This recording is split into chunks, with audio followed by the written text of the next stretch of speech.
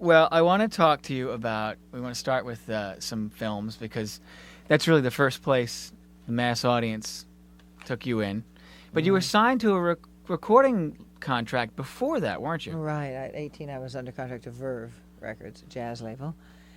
And I was so neurotic, and I didn't know anything about anything, so I was shortly out of there. I mean, I couldn't stand up and face the band, in the studio. So, and acting you could do with somebody. So I got into class, and that kind of took over. I always studied and always worked on my music, and it wasn't until after the movie MASH that I made my first deal. Anyone who gets a hit movie, in the old days could get a record deal. That's what usually whether went, you could yeah. sing or not, That's and true. my first album called Roll with the Feeling, I wanted to be Janis Joplin, as everybody did. Anybody who was smart wanted to be Janis Joplin, And were you? No, unfortunately I wasn't. I did get good reviews, however, but I was off making movies and I didn't back it. And my whole career has been, I had one of those slow brains, slow to grow. I think it's finally caught up with my height. But How tall are you anyway? 5'10". But you look taller on stage. You really do. Oh, yeah, on stage? Yeah. Oh, well, I wear heels and stuff like that, yeah. So, it's just a question of, when they offered me all the movies or getting nominated for Academy Award, I'd say, okay, I got that set, now I'll go off with the band and work on my music, so I'd turn everything down. So I knew nothing about career building musically or as an actress. So it's been kind of hard sometimes to follow where I am or what I've done. But it's nice at this time of my life, it seems to all kind of be coming together. I just cut 8 songs before I left home. Where's home? Los Angeles, L.A. Mm-hmm. And I'm going to do Robert Altman's new film, Pret-a-Porter, and so that's a reunion for us after a long time in Paris in March. And I'm getting to do this incredible play. This, what's the name of it? Wake Me If Snap Me. I don't know. We'll talk about that, I promise. Yeah, all right. Now, let's talk about MASH. Was it the huge part of your life and your career that it seems to be, the movie MASH? It just is what started my career, and I got nominated for Academy Award, and then I was offered all these movies, and it's the thing that, made me successful. I'd been in television for years, and it was a fantastic movie, the whole thing, and everybody in it, and what a role take for you. on it. It was great. I cried. I didn't want the role, Really? I'd been the leading lady in television, always in a Chanel suit or something, being beat up, and here I was going to be a nurse. There were like 7 lines in the script, and I cried. You were Jodie Foster's mom in Foxes. I was, yeah. Was that one of those movies you look back and just go, oh, well, I just did it, and No, it was Adrian Lyon's first film, and Adrian Right. Lyon did Fatal Attraction and Flashdance and a lot of great pictures. And my one claim to fame, and I don't even know if she remembers this, but she was having trouble with the scene. She just wasn't coming up with the emotion at the moment, So I decided, and Adrian was talking to her, and nothing was happening. So I said, real kind of loud off camera, well, are we going to have time for my scene, or is it all going to be about Jodie? And I did some really, kind of obnoxious thing on purpose, and she nailed that scene. I was so proud, because I'd done it. I did it to try to help her, but I got to call her up and say, "Hey, Jodie, now that you're directing, you remember how wonderfully helpful I was? Give me a job." But as you said earlier, though, you're enjoying yourself probably more than you ever have in your career, aren't you? I am. That's pretty good to say. That is amazing, really. My husband always said there are no rules, and as an actor, I've been saying this lately, but Henry Fonda was sort of a mentor of mine early on, and he used to say, "I'm never going to work again," and I would, that's the funniest thing I've ever heard of, because he was such. You'd say what? He would say, yeah, right, and because he was such a special, amazing actor and personality, but. It is something that comes to you that you may never. This may be it. This may be the last. I'm always saying, well, yes, I'm doing this, and then I'm out of show business again on Thursday. But what was the question you asked me? I don't know. Going senile here. No, we're just talking about how you work with Jodie Oh, Foster. but the best. Foxes No, you're just saying this is the best time. This is you're doing as well as ever. Right. So I'm always thinking I'm going to have my 3rd time round. And as the years go on and things aren't going so well, I go to my husband, Jonathan. Maybe I'm not going to have my 3rd time around. I was sure I was going to. And I'm in it for whatever the 3rd time round is. I'm having such a good time doing this play. I have a new movie coming out that Percy Adlon directed called Younger and Younger. And he directed Baghdad Cafe. He's a fabulous German director. Big hit. Yeah, and he's one of those special guys too. So is the director of Virginia Woolf, this Larry Eric. Is just an exceptional director. This is why, if the reviews are good, and they are, because he's just he's amazing in what he knows, his understanding of the text, and his ability to impart it to you, and you know, to get you to do what he wants you to do. Mm-hmm. So anyway, working with really good directors, getting a lot of different opportunities, and the music's going well. But delivering the goods as well. I mean, if you didn't, you'd be back at Burger King. You'd be flipping the cheeseburger deluxe. This is Chez Paulette. That's where I worked as a waitress. Yeah. The voice is something that obviously helps an actress, but you know, there's a lot of great actors and actresses whose voices are, you know, they're okay, but they're not what carried them over by any stretch. But your voice alone, with nothing else, it seemed like you were coming in from heaven for a while there, because you could not turn on the television for a good, I don't know, seemed like 3 or 4 years. You could not watch TV and go through a commercial break without hearing your voice. I know. You ruled. You still do. I know. We can't get rid of you. You are really all over the place. I'm gonna play this for my voiceover agents and say, hey, how come I ain't on every one? I try to get every single one, but I miss a couple. You can't possibly miss any. No way. It's a great gig, isn't it? I mean, well, this radio. I mean, I wish I'd gone into radio years ago. You come in, ladies and gentlemen, you have to brush your teeth all the time. It's very cute. And he's got a Pearl Jam T-shirt. I mean, it looks really good. In case you haven't seen him, but radio should have been my my métier. Do you really think that though? No, you don't. You don't. You wouldn't have traded anything. Yeah, I wouldn't trade anything. But I mean, I do love the idea of the, you know. Can you knock them off quickly, or do they take time? The voiceovers. I'm pretty quick. You know what I mean? Right. The other day, I mean, seriously, look at me in the morning. What's the name of my play? And what Larry Eric? But ordinarily, I snap right to. This morning, I'm dim-witted. Yeah, I'm You can't pretty find good. the Hidden Valley Ranch. Hidden Valley Ranch. That is amazing, though. Love it. Now, the best one ever, best though. job. The best one ever. I mean, correct me if I'm wrong, but you have done literally a ton of this stuff, right? I have, yeah. Yeah. The best one ever, though, is when you said, it's Woolite in... Oh, Ty, you're That's the so best smart. One. Just say it if you want. Two Just of your say it. dry cleaners Please. say, No. we don't want our whites to gray. It was like a rap song, you know, I know. Woolite in your machine. No, I'll really give it the time, though. I mean... I don't remember. Ty, it's you're kidding. Woolite. Woolite in your machine. I mean... Look at all this free advertising. Are you listening, Woolite, baby? Give me that. What the hell you went on with it? I got some scale voice, you know, for the next account. Foolish. Somebody tried to sue me. I'm not going to say some rather. Somebody walked in. And Somebody just did tried to sue me for stealing their voice for that. You're you kidding. Know? No, I don't want to say because So she's funny. sort of a legend, a woman, a singer. Any more hints, ladies and gentlemen?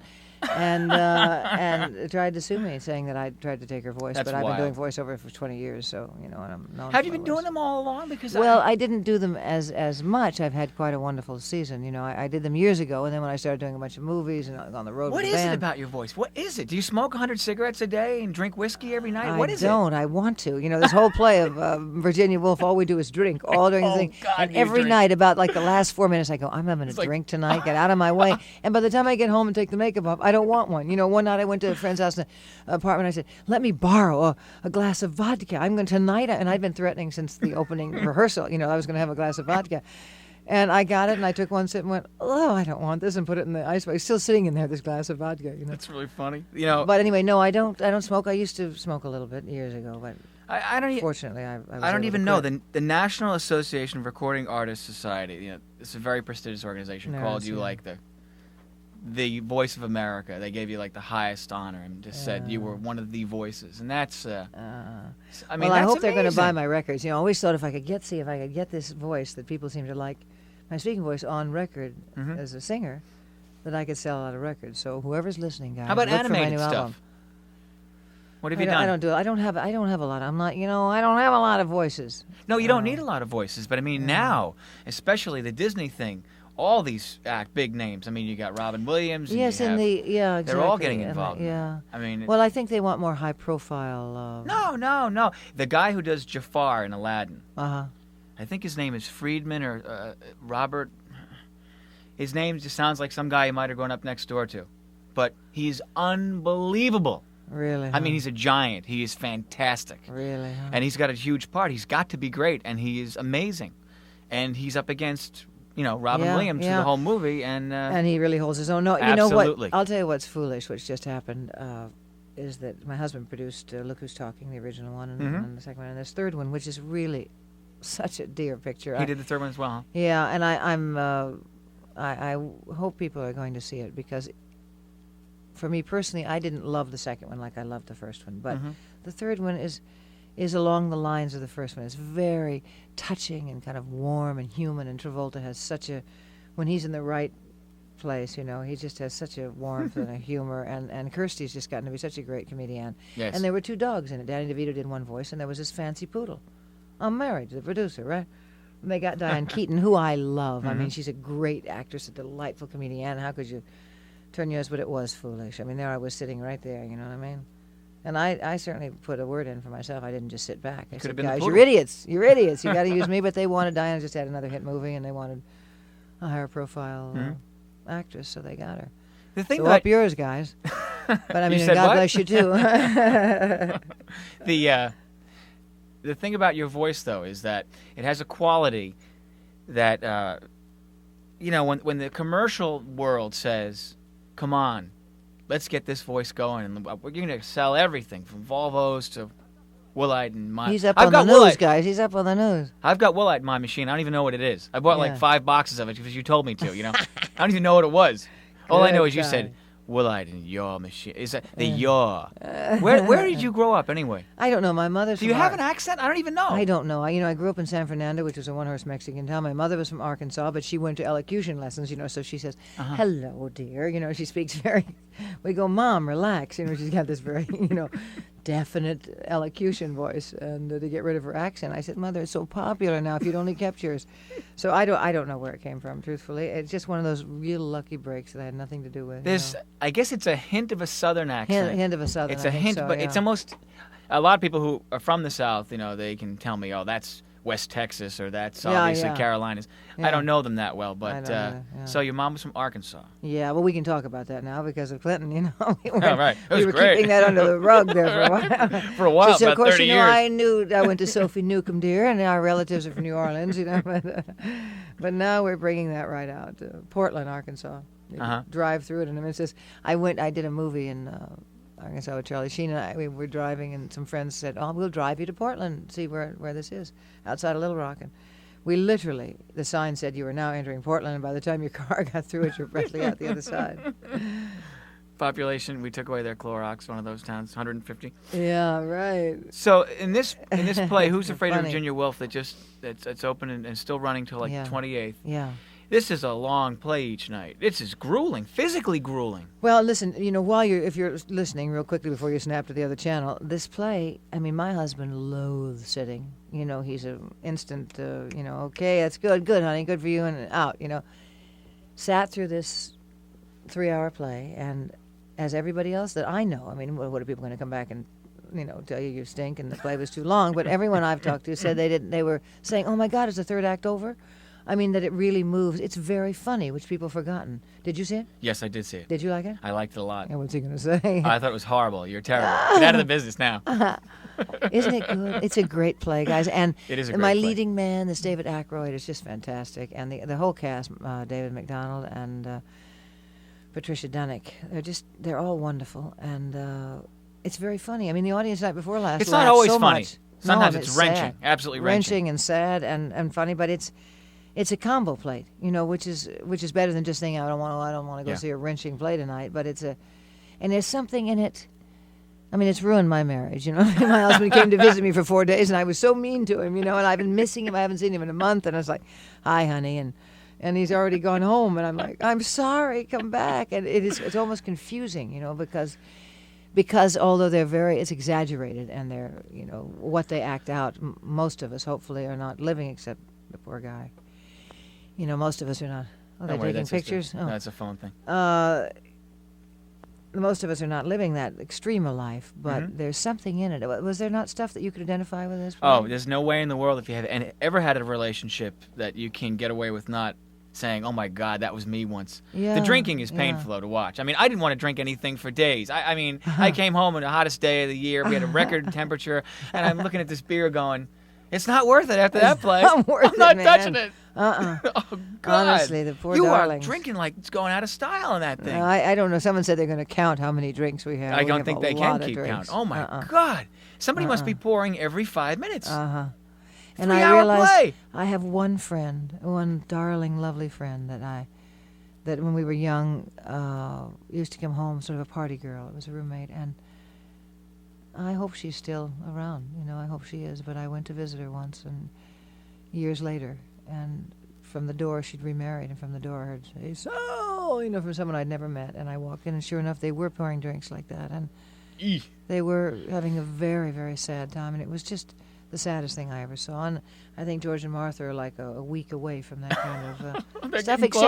Except that there is a ray of hope at the end. There really is. I mean, that is. Yeah. It's got to be physically exhausting for you. A good thing is you don't sit, because you don't sit there and squirm in your seat, but you take about every other position possible. I mean, I know it. But thanks for saying that. So, ladies and gentlemen, I couldn't think of the name of the play, Who's Afraid of Virginia Woolf, this morning. You'll tell them it's because I'm working hard, not because. And the drinking we're doing is agua with a little covering in it. I don't know if anybody could last if they had to drink that much booze. I mean, forget it. I've done some pounding in my day, but not like that. You guys are going at it like there's no tomorrow. I mean, you are really... Well, there was a time, wasn't there, in our society where people did drink a lot. I love the line when he says, people drink a lot here in the East, and then there's a beat, and he goes, they drink a lot in the West, too. I don't know. It's much better than that, Albie, if you're listening. It was much better than that. But and he's coming into town to see it, isn't he? Yeah. Sure, and we know every line exactly. We're all boning up on, in case we're putting a "the" where it shouldn't be. Do you have to just get into this mindset where you do this play, and you just say, "This is what I do," and I'm not gonna worry about that Tuesday night was better than Wednesday night, or should you learn from each night? Or well, how? I think you do. Yeah, and we have a wonderful stage manager. Andrea Spook, they call her, and I don't know her last name. I realize. Oh, swell. That's warm and deep. No, she's great, and she's a great stage manager. And I guess I never really worked with a really great one because she sat right at Larry Eric's right arm the whole rehearsal period, and she takes notes just like Larry. She comes back and goes, "Well, your energy's a little down. Well, that was good. Your energy's up, but you were shouting. Well, I say, get out of here, man. But she's on us every minute, so we really are trying to keep the level, at a sustain. I mean, we want to give a good performance every night. And my friend Bud Cort said, be sure to read a lot of biographies about people who did plays while you're doing plays, so you won't feel so bad. Those nights when you're off, or when you don't have a good moment, and you read about someone else who didn't have a good moment. I don't know why, and I'm serious when I say this. Forget the artistic thing. Who cares? Why do stage stuff? Stay in the movies, make a ton of money, and the hell with it. Truly. You're busting your ass doing this stuff. Why do it? Who cares? Yeah. Why bother? Well, I mean, this was what I needed. I needed this really badly. It's like getting blown out. It's like, what do they blow out? Cars or something, when you blow out something. I needed all my arteries opened up. I needed to...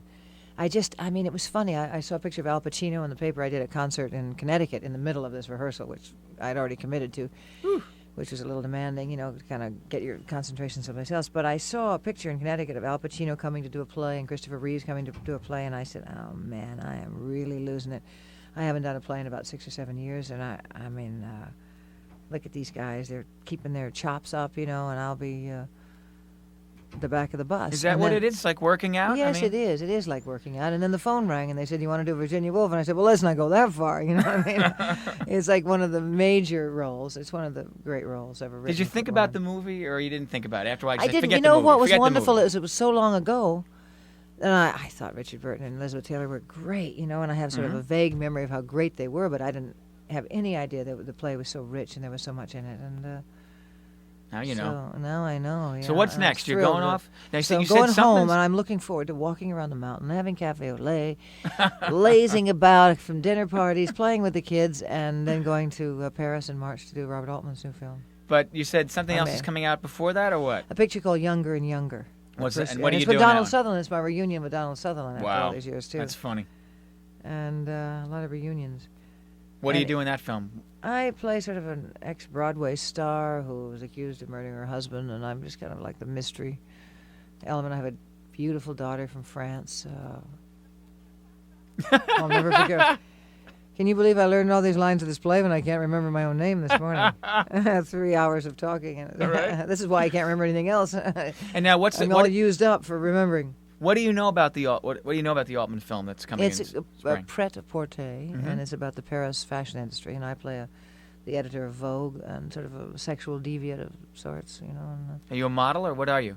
I'm the editor of Vogue. You're the editor of Vogue, so you're And I'm sleeping with a lot of young guys. Oh, you are? Treating them bad. And Oh, that's good. Do you know who's in it with you? I suppose, knowing Bob, there'll be lots of people, but my last word with him was Tracy Ullman and Linda Hunt. That's amazing. We're going Love to Tracy Ullman a lot. I love her, too. She's great. She's the I love tops. Linda Hunt, too, and she was in Younger and Younger also. Mhm. Linda Hunt, speaking of voices, you know who she is? She's the short absolutely. actress.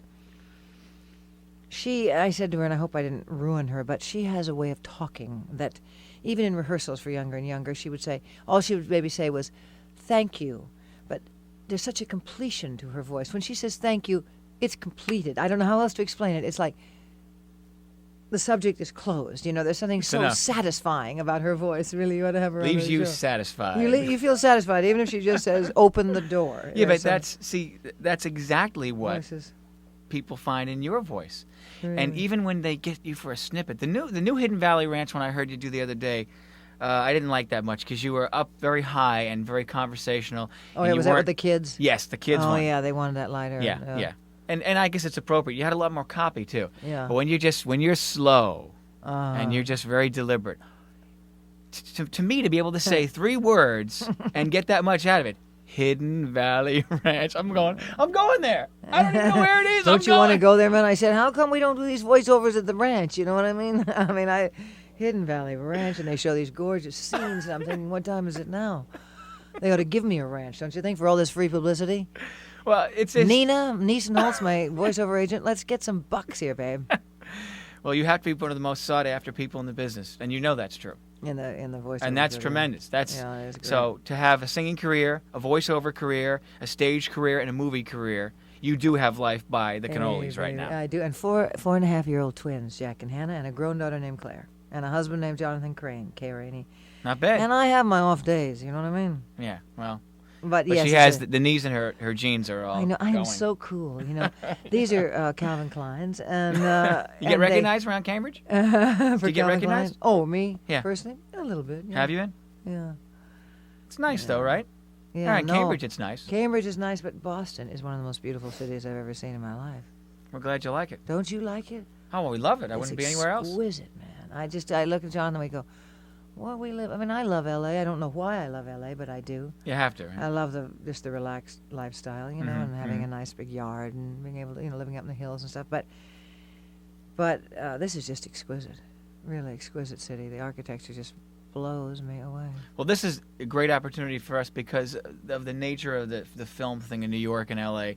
They hog you guys, the people with all the talent, you know. So we're lucky we got you in for the stage for the Hasty Pudding. Yeah. Who's Afraid of Virginia Woolf? Good. I hope people will come see it because it is. I They think will. it's a great night. in Show the play, they will theater. come. Right? Ty, you're very charming. That's because I have Willite. In your machine. No, How you could just you not go for a guy like Ty? All these compliments, you know what I mean? I'm sailing out of here, guys. My eyes at half mast. see you just blew off the line. You just said Willite in your machine. When you do it on the spot, you're like real slow, and there's that yaw. There's that hint of Southern. It's like YAW, and there's kind of an R in there. It's like yaw machine. You know, so it's definitely not your machine, and it's not somebody going your machine, but it's like your machine. I have no idea. It's one of those things, you know. You're there, been there, done that, or something. Thanks for coming in and seeing us. Thanks for having me. All right, good luck to Bye. you.